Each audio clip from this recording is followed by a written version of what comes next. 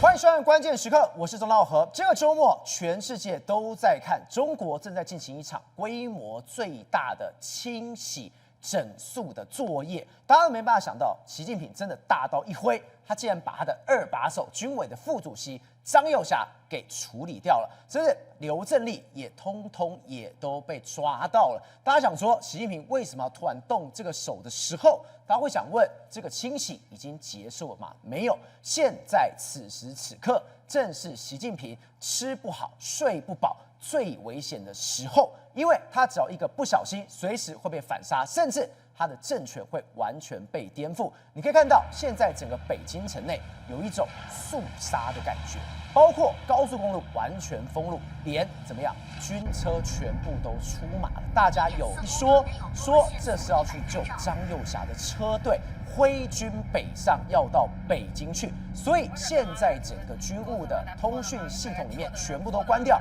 都是用打密码跟电报的方式来指挥沟通，甚至所有的军官、士官通通集合，把你的手机收起来，全部来做思想的教育。而北京城内为什么会说一种很肃杀、很神秘的感觉？因为连地铁站竟然也管制了，空无一人。所以现在的北京跟我们外界想的完全不一样，它里面有一种未爆弹的味道。这一种腥风血雨的大内斗正在北京城内持续上演当中。好，我们先来介绍今天的来宾。第一位，财经专家黄世聪，大家好；时评人张宇轩，大家好；资深媒体人吕国珍，大家好；专业专家林廷辉，大家好；好，最后资深媒体人吴正峰，大家好。好，稍后还有资深社会记者林玉峰会加入我们的讨论当中。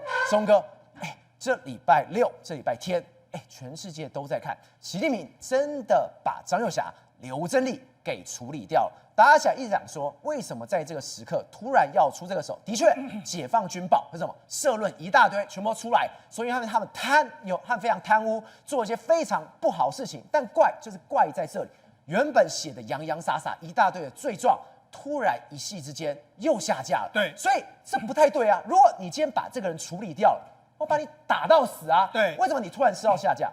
表示说这件事情还没结束，这代表什么？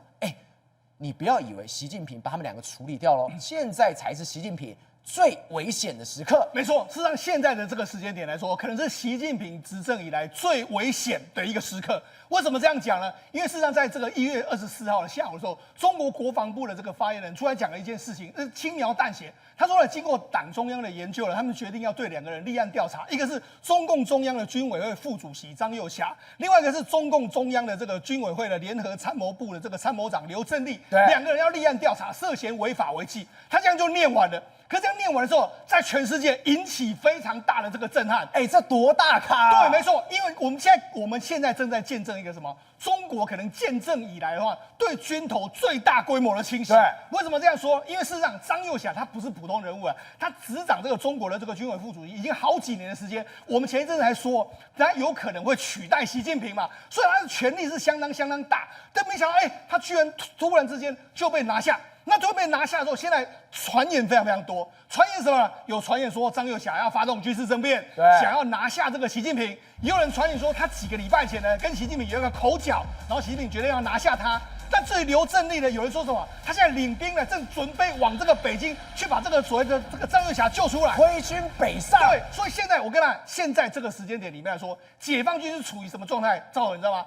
暂停的时间点，对，他所有的人，你现在有枪的、有武器的，请你都暂停下来。现在最新的这个消息来说话，中共中央的这个总参谋部的指挥体系已经被暂停了哦，然后中央军委要透过密码电报直接指挥哦，全军各一级战备，然后立刻冻结，停止一切军事调动，所有的军官还有士兵手机上缴，对，然后集中进行所谓政治学习。你可以看到这一张照片是什么？这是张又侠在北京的家里。对，没错。这一张照片传出来的时候，大家吓一跳，外面都是什么？都是便衣，对，把他整个团包围的。而且那现在解放军是暂停，我就讲所有人呢，你在解放军里面，请你把手机交出来。我们现在统一要思想领导，但怕你什么？怕你联络谁嘛，对不对？好，另外第二个还有一个更新的消息是，原本呢他们有所谓火箭的相关的试射，现在目前为止也都停住了。所以呢，现在军队的这个状况来说，因为什么？赵好，因为现在有可能有传言嘛，就是说有人说，北京有非常多的这个影片，有什么高速公路上出现军队的这个军车。对，赵好，我跟你讲，军队的军车到底是习近平的军队，还是张又侠的军队，还是刘振立军队，你根本不知道。对，所以现在只能够怎么这样，先都不要动。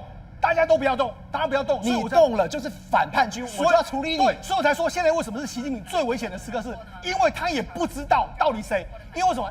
张又侠他在军队里面来说，有上千个这个军官都被他提拔上来，你哪知道谁会出来？对，谁会出来开一枪？所以现在真的非常肃杀，甚至还有传言说，中国很多地方的这个地铁站呢，完全都是停摆的这个状况，空的。当然，我们目前为止来说，消息非常混乱。为什么呢？因为照理说了，你处理掉了张又侠跟这个所谓的刘振立之后，中央应该出来说话。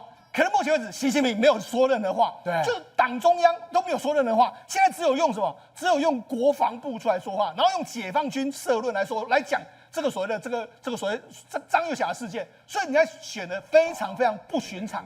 现在这个气氛来说，因为为什么？我们之前就跟大家说过，明年2027年呢是习近平能不能够再度连那个非常重要的关键时间，现在已经开始大规模的斗争。因为什么？因为张又侠跟刘振立后面还有没有谁？不知道，军方还要可能大规模的清洗，所以我才说现在的最紧张的局势可能还没有到。事实上，到目前为止来说话，中共原本的这个中央军委书记一共有7个人，对不对？对。就被他现在中共的这个军委会里面的成员来说，几乎完全都不在了。对。那最早被这个官宣落马是李尚福，以前的国防部部长。然后紧接下来的话是苗华来说的话是在2024年的11月18号。紧接下来是何卫东，在去年的这个10月17号。对。然后紧接下来的话，今年年初来说，张又侠也被拿下，然后刘振立也被拿下。所以你看这些都被拿下之后，赵宏啊，现在中共军委只剩下2个人呢。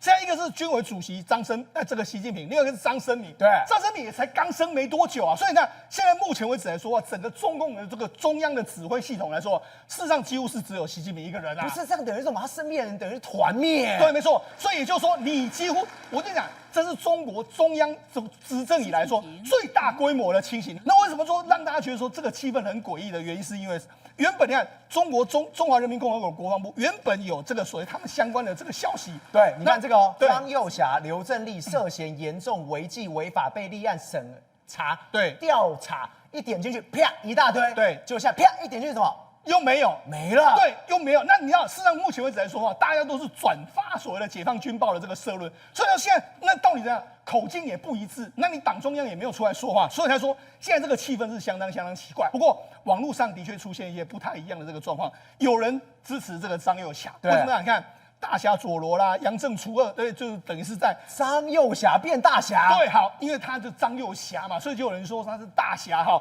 然后还有说什么？你看，听说他们一家人被控制了，打个问号，没有什么，虽败犹荣，够爷们儿，对哈，好像有点明白他为什么会走到这一步了。好，那有人说什么？对于敢于创业失败的人致敬。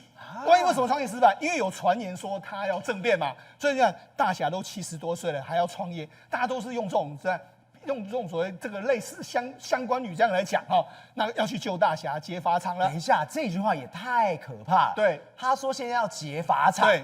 这是个禁忌吧？对，没错啊！你看分道扬镳了，就可能跟习啦，然后闹掰了，就是讲这样一个状况。然后还有人用张又侠这样一个状况，然后就是说，你看勇于创业，做正确的抉择，选择灭习灭共，呼吁救大侠。所以在网络上其实也有另外一股声音，所以等于是说，事实上现在大家对于这个局势呢，虽然说都说张又侠疑似的被控制住，但是到底具体怎么样不知道。对，那听说他身边的这个状况来说啊，他的禁卫部队是来自军工系统的特级力量，就是82部队。然后另外一个张又侠的都是什么雪豹突击队？雪豹突击队我们曾经讲过啊，他是中国非常厉害的这个突击队的这个成员，算是特种部队。虽然他保护他是这样。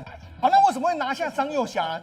现在有两种说法，一种说法是前一阵子的这个张又侠在这个一个小型会议里面顶撞习近平，说你把我们中国军方搞得没有尊严，这样骂习近平。好，这是一个说法。这个说法是什么？他就说有人就说他们准备在1月18号要动手要抓习近平。哦。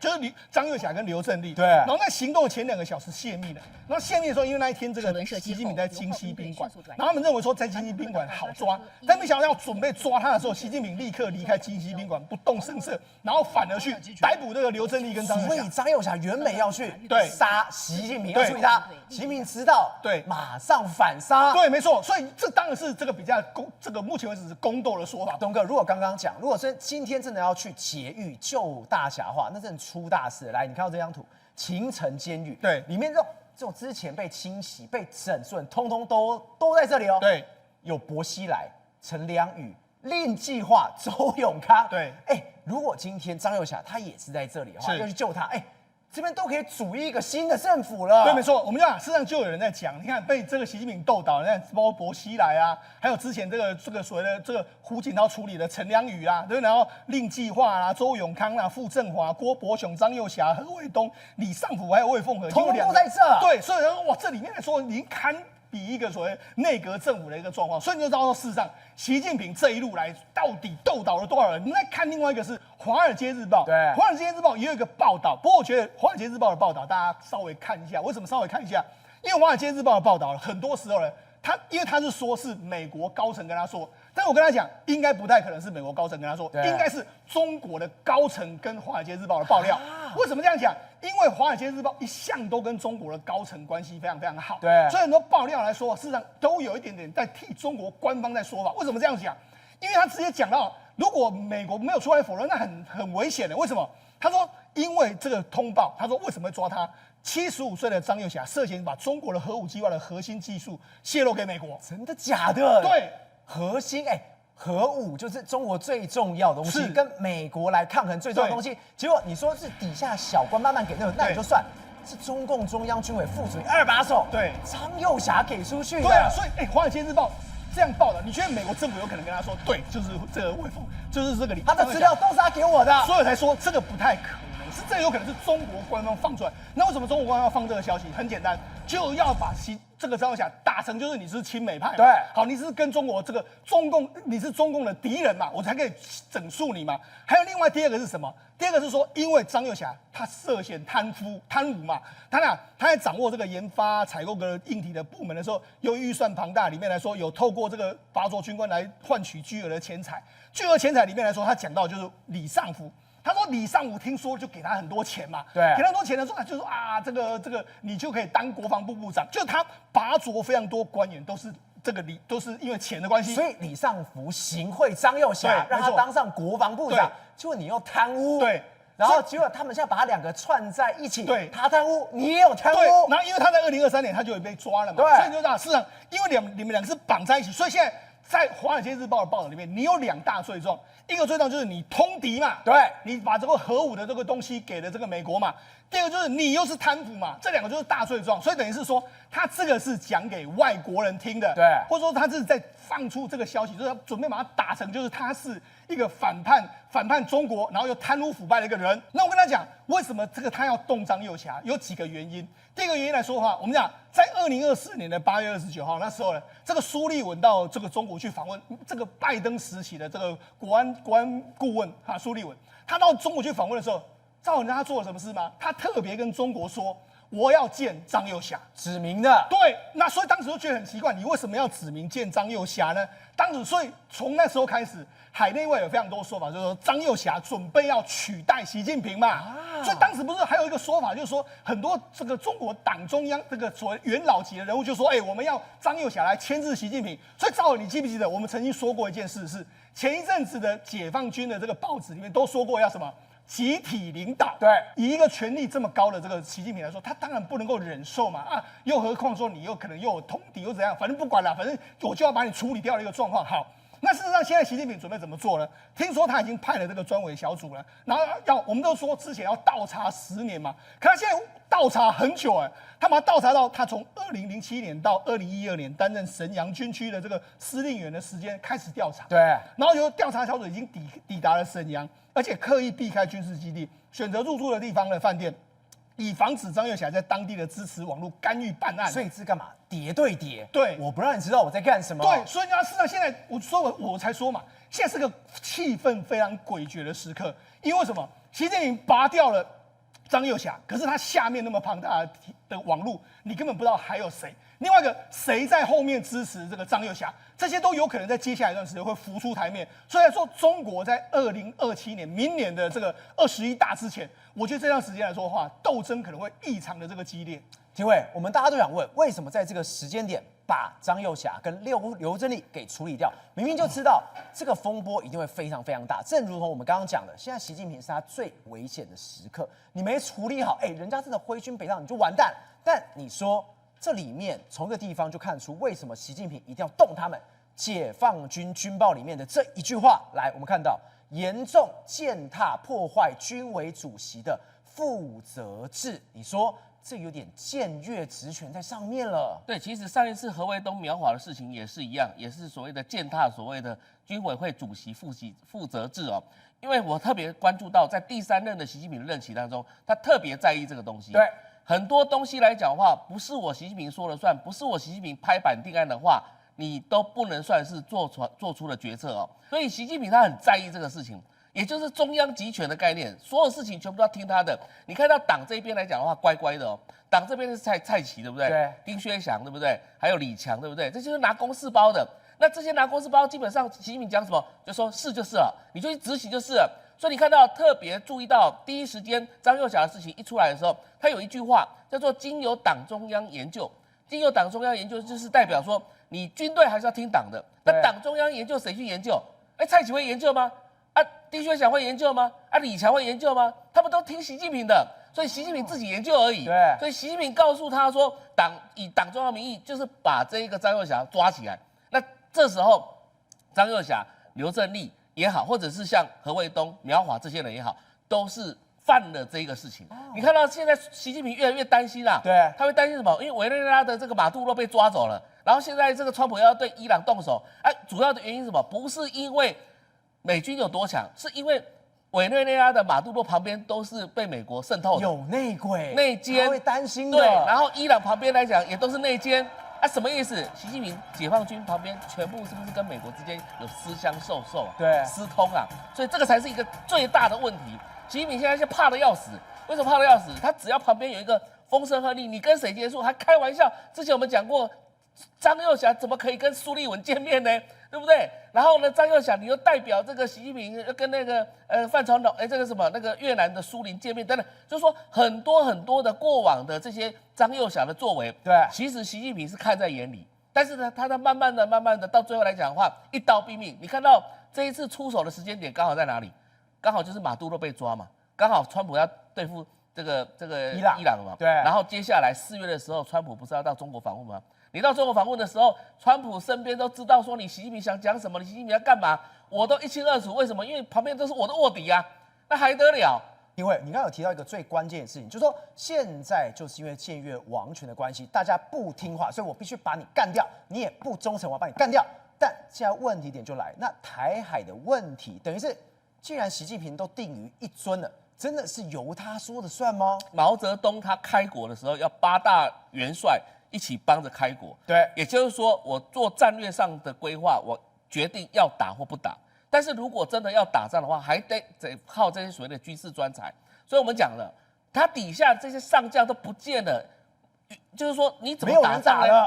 这重点是他想打也不行啊，因为没人打关键在这里啊。所以接下来的台海来讲的话，会相对的，我想相对的原因是什么？就是说，习近平可能号令说，可能如果想的话，但是问题是没有任何将领可用的情况之下，他要花一段时间来做重新规划、重新部署。而这些重新规划跟重新部署的将领们，都必须跟美国切断关系。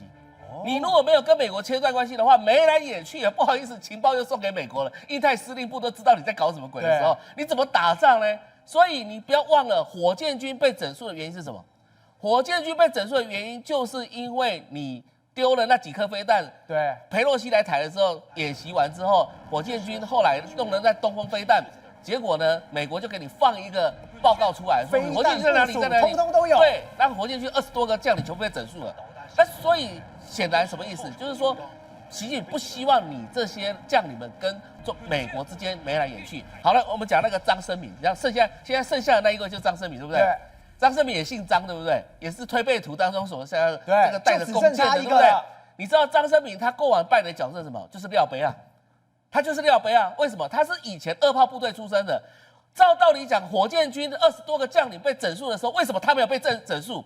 因为他当时都是给中央通风报信的嘛，所以他从二炮部队的政治主任，然后做到所谓的政委，然后做到所谓的军事方面的纪委，你可以想象得到，他根本没有带部队的经验，对，所以他只是通风报信廖北亚。那像这种的话，他也不能打。习近平最喜欢的，为什么？你可以告诉我谁搞了什么事情嘛，对不对？但是这种人要非常小心，为什么？你说不定他会通风报信给川普也不一定啊，对不对？那到时候川普这边也晓得习近平这边怎么办，所以这种对接下来的话，你也看到张生敏可能也会不得善终的原因，是因为习近平生性猜疑。国珍，我们刚刚有特别提到，现在为什么说中国的北京有种肃杀的这种氛围是在这个地方？我们看一个人就完全知道，黄仁勋就不是中国一直在跟美国跟这晶片战吗？不是要拿 H200的事情吗？他怎么一个人去逛菜市场，旁边没有一个官去跟他的？对，黄仁勋这一次去中国，真的跟上次很不一样，怎么突然间都没有大人？对，中央官员也没有见他，地方官员也没有见他，只见黄仁勋 PO 了影片出来说，他跑到上海的菜市场去买什么？去买栗子跟冰糖葫芦，买水果啦，买水果啊，吃了栗子还蛮开心的，然后还包了600块的红包，然后整个上海市民都疯了，大家都围观，跑到这个地方去。都说黄仁勋非常的亲民，可是他怎么一个人跑到这里，然后没有中共官员去陪他？然后接下来又 po 了一个画面，是他晚上去吃饭的时候吃的是米其林餐厅。那大家讨论的是，他只剩这个人讨论，就古越龙酒的绍兴酒20年陈年了，可是周遭是谁陪？没有人知道是谁。黄仁勋前2次去中国的时候，都见到了中共重要官员，而且以他来台湾，都会有一些大企业家陪在旁边做造颜宴。对然后怎么都没有，甚至媒体的标题还说什么黄仁勋去中国要变得非常的低调，然后可能 H200进入中国市场可能会有变数，因为到目前为止，中央官员怎么没有人敢跟他见面？这真的非常怪。你看到这一次他去菜市场买水果，但你看2025年4月还有7月，黄仁勋到北京的时候什么？是何立峰来。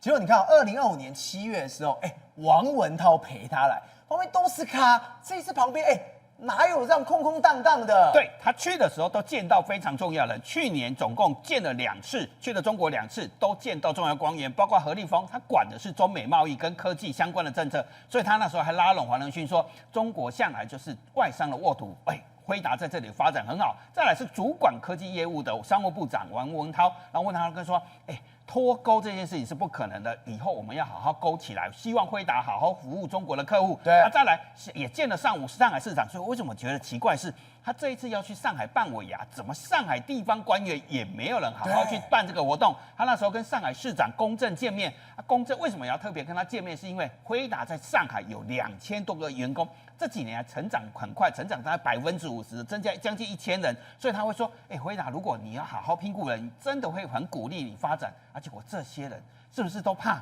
跟美国沾上关系？尤其是张幼霞事件的时候，会不会太敏感？不管你批准 H200的时候，会说你亲美。对，如果你跟黄仁勋见面，一个不小心说你勾结美国，是这样吗？大家都在猜测。所以现在黄仁勋原本旁边满满的人都要蹭他，现在说不能蹭。我只要一跟他沾上边，我命都不保了。反而黄仁勋接下来马上又要来台北，来让我们国家会非常的精彩，包括要跟台达电、联发科、广达、鸿海、伟创这些又有造颜宴，接下来还有 Rubin 系统的固装，重点是还要签约，有可能这次就会来台北签约，把总部落在台北。所以对比台湾很热，中国怎么完全躲着？好像整个上海没有大人，只能一个人没事去逛菜市场，一个人喝闷酒。好，中国除了军队不行之外，经济也不行，你知道吗？中国网民现在在乐意什么？股市也是一大堆人突然间都不见了，跟军委会一样精彩哦。所以军队不行，股市也不行，经济也不行，整个管中国股市的人已经有18个人中箭落马了，精彩程度也不输给军委会哦。而且股民是怎么说，你知道吗？落马的程度比股市的交易线图还要精彩。现在是副主席落马，上一个是证监会的主席易会满，然后再来第一位，中国有10个证监会主席管股市的，以前都没有人落马。自从习近平2017年第2任之后，刘士余下台，易会满下台，18个官员下台，都是习近平任内对开始有大量官员下来，现在连第3任就现任的吴清。去年11月的时候，路透社也说他也快下台了，一度传出什么他健康问题准备辞职啊。对现在虽然撑着，但是大家会想说，习近平任内可能没有一个证监会主席能够安全的下这样也太可怕。除了军方大清洗之外，连经济上面也是一波清洗，继续下去，这没人管经济了。不是没人管经济，是大家都在骗习近平，骗习近平大家都在骗中国股民。为什么路透社会点名说，连现任主席都可能会非常危险？为什么？因为中国从2014年来已经有159件专门在骗中国股民造假的，有18家公司已经被要求下市，罚金高达300多亿，365亿台币耶。非常的惊人，造假多夸张，你知道吗？今年一开年就有一家北交所的公司叫广道数位被强迫下市。北交所是什么？你知道吗？是习近平亲自部署，指示说要在北京开一个交易所，而且鼓励公司去上市。对，结果证监会把它辅导上市之后，才发现他7年数字全部都假的，这很严重。骗习近平，骗了足足7年。对，原来北交所有很多烂拔拉烂公司上市。这非常严重是什么？每年都要给会计师签财报，每年证交所都要去审，你怎么让一家公司连续骗7年？对，这叫做系统性犯罪。不止北交所，这个叫港退市的第一股。中国有很多港口公司，这个叫锦州港。对，结果他干什么事你知道吗？也是连续好几年，7年财务都是假的，同样都是假的，变成军队都在造假，股市也都在造假，经济也在造假。对。所以军委会一堆人被除名，证监会一堆人除名，但是有一个很异常的现象，大家要非常的小心。这是去年以来，你看有一个数字突然间狂飙，这非常的异常，这是盾哦。中国突然间大量的在买黄金，黄金储备高到下10年，连续14个月已经都在买黄金，而且创下10年来的新高。对，有一句话是怎么说，你知道吗？乱世买黄金，盛世藏古董。是不是在习近平领导下，中国可能会出现乱世？不然不会有这么多人疯狂的在买黄金。宏观取材，厘清真相，犀利精准，深入剖析，时刻掌握关键，新闻时事不漏接。老时段，新气象，我是钟浩和，关键时刻2.0全新出击。